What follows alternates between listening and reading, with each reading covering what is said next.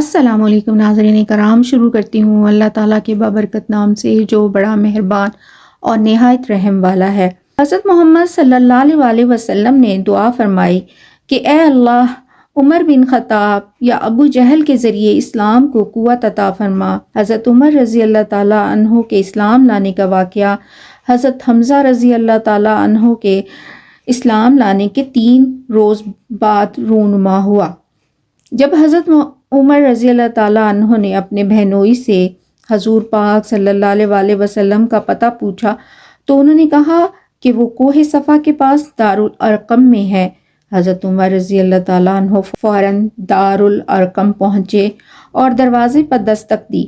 ایک شخص نے دیکھا کہ حضرت عمر رضی اللہ تعالیٰ عنہ تلوار لیے موجود ہیں تو دوڑ کر حضور صلی اللہ علیہ وسلم کو اطلاع دی تو تمام لوگ حضور صلی اللہ علیہ وسلم کے گرد اکٹھا ہو گئے۔ حضرت حمزہ رضی اللہ تعالیٰ عنہ کو خبر ہوئی تو کہا کہ کون ہے؟ انہوں نے کہا حضرت عمر رضی اللہ تعالیٰ عنہ ہیں۔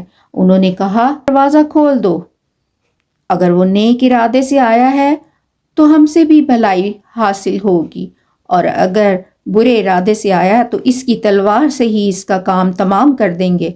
اس دوران حضور صلی اللہ علیہ وسلم بھی باہر آئے اور تلوار سمیت حضرت عمر رضی اللہ تعالیٰ عنہ کا کرتا سختی سے پکڑ کر جھٹکا اور فرمایا کیا تم باز نہ آؤگے کہ جب تک اللہ تعالیٰ تم پر بھی ویسی سزا نہ نازل کر دے جیسے ولید بن مغیرہ پر نازل ہو چکی۔ بن مغیرہ دشمنان اسلام میں سے تھا، اس کے سر پر تیر کی ایک خراش لگی تھی۔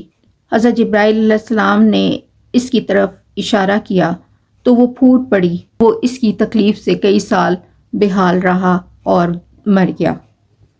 اور پھر فرمایا اے اللہ، یہ عمر بن خطاب ہیں، اس عمر بن خطاب کے ذریعے اسلام کو قوت اور طاقت عطا فرما۔